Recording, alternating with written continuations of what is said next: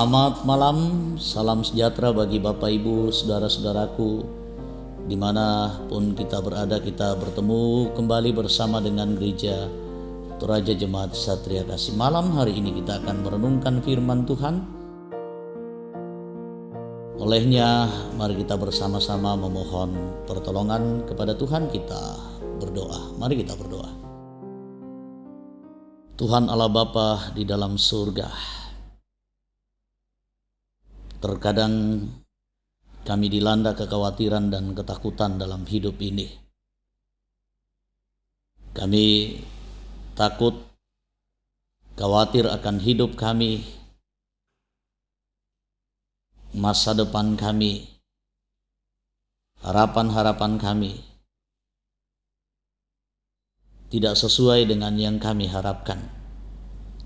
Dalam hal seperti itu terkadang kami mengambil langkah-langkah yang tidak familiar, yang sangat bertolak belakang dengan iman kami. Dan tentu Tuhan tidak suka itu. Ajar kami Tuhan untuk tetap teguh,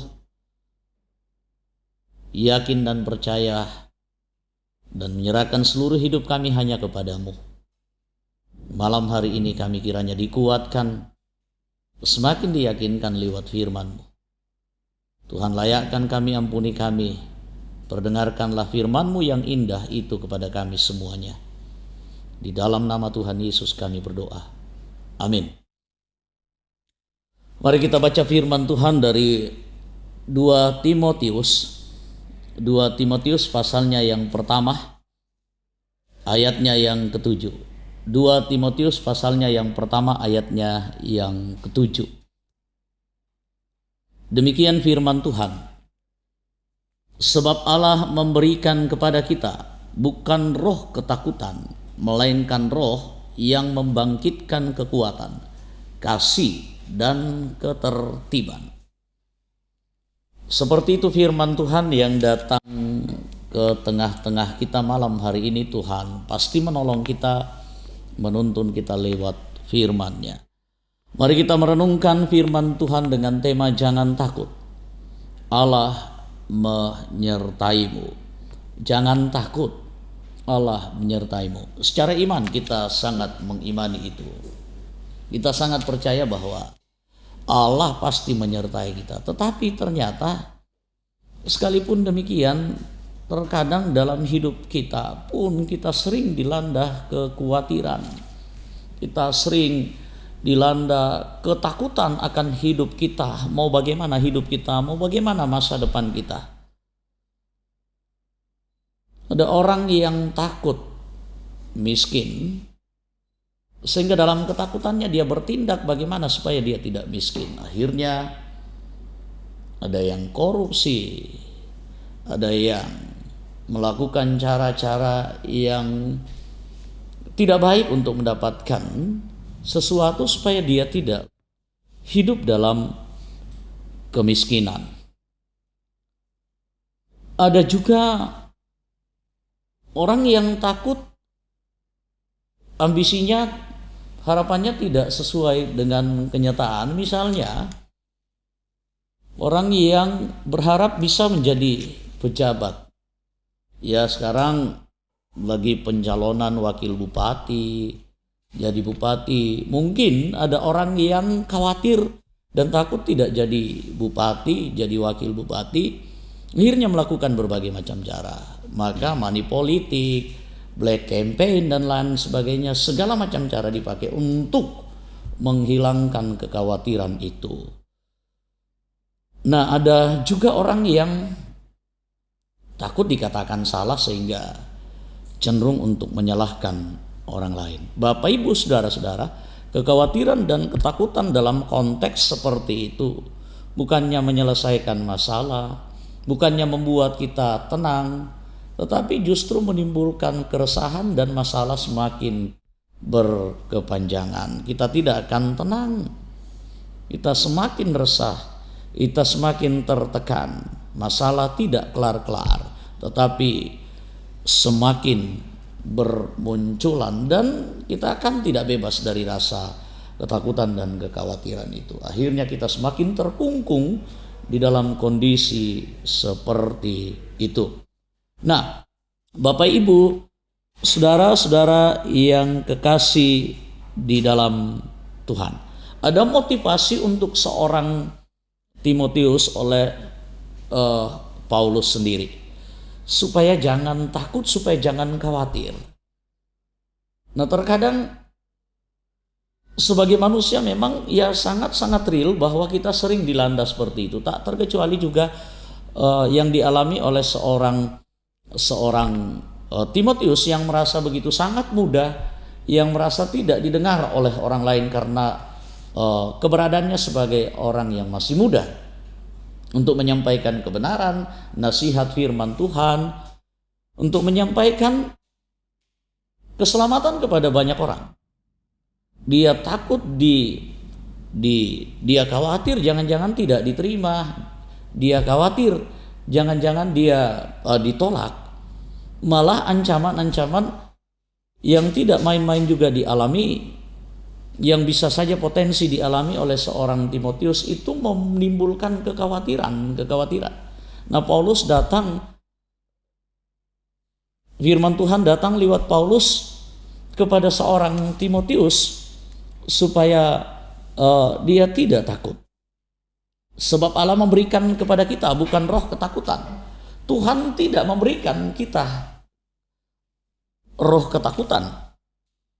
Paulus yakin Allah tetap mempersiapkan ya anak-anaknya dan menguatkan, memberikan motivasi, segala kemungkinan jalan keluar, sehingga memang tidak perlu ada rasa takut. Roh di sini adalah sumber kekuatan yang sanggup menyemangati, yang sanggup menguatkan, memampukan seorang menghadapi berbagai macam tantangan, menghadapi berbagai macam hal-hal yang bisa menakutkan, yang mengkhawatirkan, sama seperti yang dialami oleh seorang Timotius. Dan pengalaman itu juga yang dialami oleh seorang Rasul Paulus. Dan ekspresi iman Rasul Paulus dinyatakan lewat ini, bahwa roh yang ada pada kita bukan roh ketakutan, tetapi adalah roh kekuatan yang bisa membangkitkan semangat, yang bisa membangkitkan kekuatan. Apapun situasi dan keadaan itu tidak akan berarti. Selalu ada solusi, selalu ada jalan yang ditawarkan oleh Tuhan. Sehingga tepatlah tema kita, jangan takut, Allah menyertai kita. Pemeliharaan Allah memberikan kepada kita kepastian, rasa percaya diri untuk tidak khawatir, untuk tidak takut terhadap situasi. Dan inilah yang menguatkan seorang Timotius untuk tetap eksis tanpa takut sedikit pun memberitakan Injil. Walaupun konsekuensinya dia harus dilecehkan, dia terkadang dihina, dianggap tidak layak, bahkan penderitaan secara psikis, secara fisik juga dialami, tetapi itu toh tidak berarti. Dan justru karena roh Tuhan ada padanya yang menguatkan, terus memberikan semangat sehingga dia tidak takut lagi. Ternyata roh Tuhan membuat kita berani dan semakin meyakinkan kita bahwa Allah menyertai kita. Bapak Ibu saudara-saudara, jangan menambah masalah dalam masalah melalui ketakutan, tetapi ubahlah masalah dan persoalan menjadi sukacita dan menjadi sebuah motivasi yang besar bahwa Tuhan akan bersama dengan kita. Bagaimana mungkin kita menikmati kasih dan pemeliharaan Tuhan dalam ketakutan? Kita tidak akan pernah bisa menikmati berkat Tuhan itu. Kita tidak akan bisa menikmati iman kita dalam ketakutan dan kekhawatiran yang berlebihan. Tetapi justru dalam konteks-konteks yang diperhadapkan, dalam situasi yang diperhadapkan kita, dalam memahami bahwa penyertaan Tuhan itu real, maka roh Tuhan itu ada memberikan kekuatan, maka dengan optimis kita bisa menjalani hidup ini. Tantangan apapun besarnya, pergumulan apapun yang kita hadapi, kita akan tetap berjalan karena kita yakin Allah menyertai kita. Bapak Ibu saudara-saudara, jangan khawatir secara berlebihan, jangan takut secara berlebihan. karena itu tidak akan pernah bisa membuat kita menikmati berkat Tuhan, kasih dan penyertaan Tuhan. Tetapi yakinlah, dengan iman yang Tuhan karuniakan, bahwa roh kekuatan, roh ketakutan tidak dianugerahkan kepada kita, tetapi yang Tuhan anugerahkan adalah roh yang membangkitkan kekuatan, yang memberikan motivasi, yang memberikan keyakinan, yang memberikan rasa optimis bahwa kita bisa terus berjalan karena Allah menyertai kita. Roh Kudus memberkati. Amin. Kita bersyukur, kita memuji Tuhan, kita nyanyikan Kidung Jemaat 408 ayat 1 dan 2. Di jalanku ku diiring.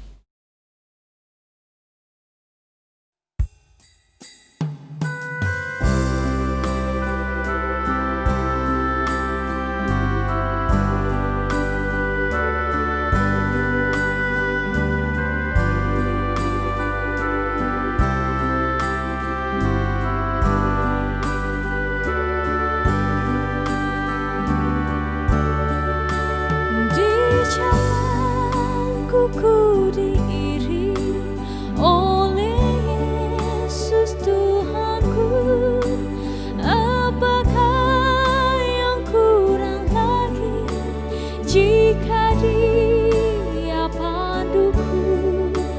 Diberi damai sorgawi, asal imanku teguh, suka duka dipakainya untuk kebaikanku, suka duka dipakainya untuk kebaikanku.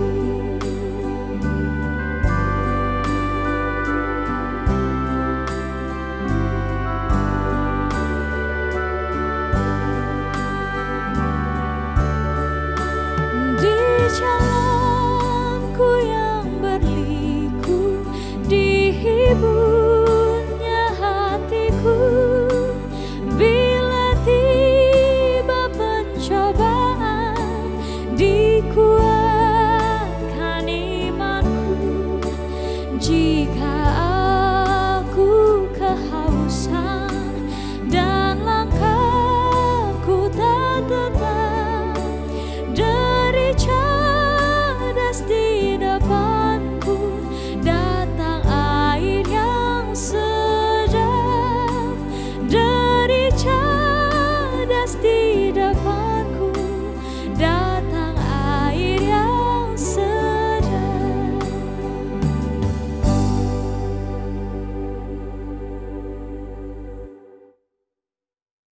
Mari kita berdoa, kita bersyukur, kita berdoa kepada Tuhan. Mari berdoa.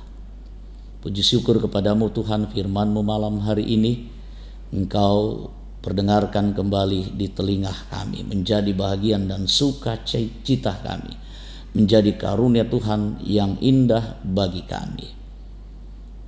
Tuhan menyertai kami sehingga pada diri kami tak perlu ada lagi ketakutan, kekhawatiran yang bisa membutakan mata hati kami melihat pemeliharaan Tuhan yang begitu luar biasa itu. Dan dengan roh kekuatan yang Tuhan anugerahkan, kami mampu berjalan dan menjalani hidup ini sebagai anak-anak karunia Tuhan, sebagai anak-anak Tuhan yang Kau kasihi, yang terus menyatakan kebenaran, sukacita, keselamatan, sukacita Injil itu dalam hidup kami. Apapun dan bagaimanapun keadaan kami tetap berjalan bersama dengan Tuhan. Kami serahkan hidup kami, pergumulan kami, seluruh umat-Mu dimanapun mereka berada. Semoga apa yang kami lakukan selalu memuliakan-Mu Tuhan dan mendatangkan sukacita bagi kemuliaan nama Tuhan sendiri. Berkati segenap umat-Mu dalam segenap keadaan mereka. Yang sakit Tuhan kuatkan, biarlah mereka yakin bahwa Tuhan sangat-sangat menyayangi mereka dan menyertai mereka. Yang bergumul karena berbagai macam persoalan, jangan tinggalkan mereka. Tuhan hadir bersama-sama dengan mereka. Yakinkan, berikan kekuatan, roh kekuatan kepada mereka, supaya mereka dimampukan jalani hidup ini bahwa Tuhan menyertai hidup kami. Dimuliakan namamu kekal selama-lamanya. Ampuni kami, sambut sempurnakan doa kami. Di dalam nama Tuhan Yesus kami berdoa. Amin. Terima kasih Bapak Ibu, saudara-saudara. Kita sudah mendengarkan firman Tuhan. Mari kita tetap menjadi pelaku-pelaku firman Tuhan dalam hidup kita. Tuhan menguatkan, menolong kita. Sampai jumpa, selamat malam dan shalom bagi kita sekalian.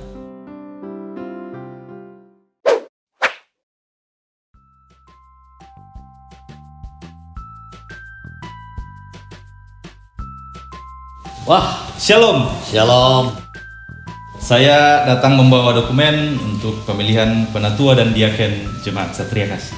Ya, terima kasih, saya sudah menunggunya dan saya sudah menyiapkan diri untuk memilih. Terima kasih Bapak. Terima kasih. Ya, shalom, Tuhan berkati. Bapak Ibu, saudara-saudara, saya sudah menerima dokumen dari panitia, dokumen pemilihan penatua dan diaken Jemaat Satria Kasih periode 2021 sampai dengan 2023. Kita periksa Bapak Ibu isi dari amplop ini. Ya, ada amplop besar dan isinya terdiri dari panduan cara memilih calon penatua dan diaken. Ini terlebih dahulu kita membacanya dengan secermat mungkin sebagai panduan kita untuk menentukan siapa yang akan kita pilih menjadi penatua dan diaken. Dan ini pun dokumen penting dari panitia tentang kuota. Berapa kuota penatua dan diaken tiap kelompok yang akan kita pilih. Di situ ada kelompok 1, 2 sampai dengan kelompok 9. Lalu di tangan saya juga ada amplop kecil yang berisi kertas suara.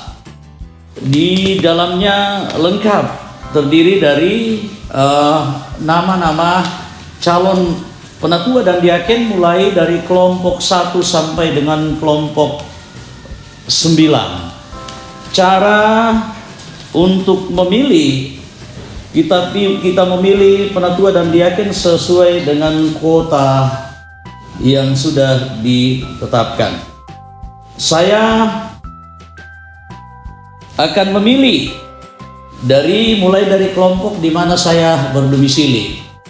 Saya kebetulan berdomisili di kelompok 6, sehingga kita dapat mengetahui bahwa kelompok 6 kuota untuk penatua dan diaken itu sebanyak 4 dan kuota untuk penatua 4 dan kuota untuk diaken itu sebanyak 4. Saya memilih mencentangnya, melingkarinya. Ya, kita boleh mencentang, kita boleh menyilang nomor dari calon penatua dan diaken.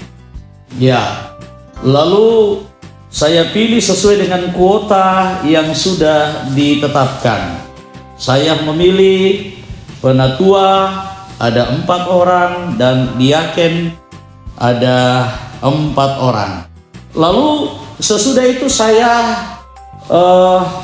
kemudian juga berhak untuk menentukan memilih penatua mulai dari kelompok 1, 2, 3 sampai dengan ke-9. Sehingga kewajiban saya juga adalah memilih penatua dan diaken di masing-masing kelompok sesuai dengan jumlah kuota.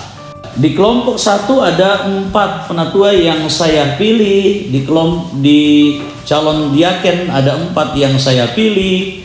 Terus saya melanjutkan di kelompok 2 ada 3 penatua yang saya pilih dan ada 3 diaken yang saya pilih.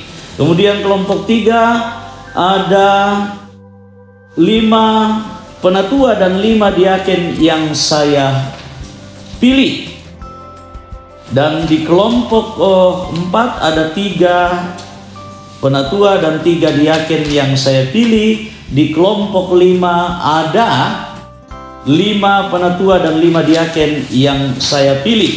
Kemudian saya memilih juga untuk di kelompok 7 ada 5 penatua dan 5 diaken. Kemudian saya juga memilih penatua dan diaken di kelompok 8 masing-masing, 4 penatua dan 4 diaken. Dan yang terakhir saya juga memilih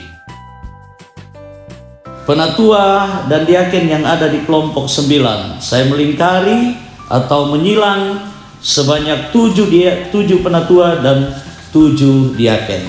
Sesudah itu kertas suara saya lipat dan saya masukkan ke dalam amplop yang sudah tersedia.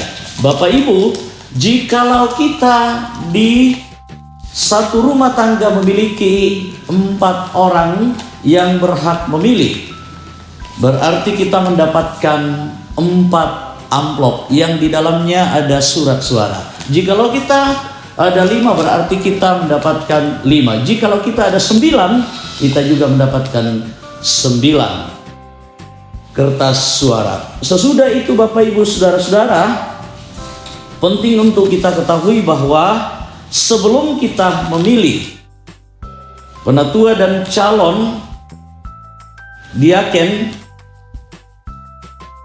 kita menunggu bersama-sama secara menyeluruh panduan yang akan disampaikan dari Gedung Gereja Jemaat Satria Kasih lewat ibadah live streaming, dan pemilihan akan dilaksanakan sesudah kita dipandu lewat doa pada tanggal 22 November 2020 dari Gereja Toraja Jemaat Satria Kasih. Perlu juga kita ketahui Bapak Ibu Saudara-saudara, dari 75 calon penatua dan 76 calon diaken, ada 40 penatua dan 40 diaken yang akan terpilih. Bapak Ibu, nama-nama yang ada di dalam amplop ini yang adalah calon penatua dan diaken juga sudah ditetapkan secara sah dalam rapat pleno Majelis Gereja Jemaat Satria Kasih Jumat tanggal 30 Oktober 2020. Mari kita persiapkan seluruh hidup kita, hati kita, semoga kita digerakkan oleh Roh Kudus untuk memilih hamba-hambanya yang Tuhan akan pakai selama 3 tahun ke depan di Gereja Toraja Jemaat Satria Kasih. Semoga lewat pemilihan ini Tuhan yang dimuliakan. Terima kasih, saya sudah menentukan pilihan saya dan saatnya saya akan memasukkan ke dalam kotak suara. Shalom. Shalom, saya sudah memilih Bapak. Terima kasih, saya masukkan ke dalam kotak untuk diteruskan ke panitia pemilihan. Terima kasih. Terima kasih. Tuhan memberkati. Bapak Ibu, surat kertas suara yang sudah saya masukkan ke dalam amplop. Jikalau kita juga berkeinginan mengantarkan langsung ke kantor gereja, ke panitia pemilihan penatua dan diaken, juga bisa kita antar langsung kepada panitia. Kita juga bisa memasukkan langsung ke dalam kotak yang sudah disiapkan oleh panitia. Ya, itu Bapak Ibu, saudara-saudara, terima kasih, semoga apa yang kami sampaikan ini berkenan dan bermanfaat. Terima kasih, Tuhan memberkati.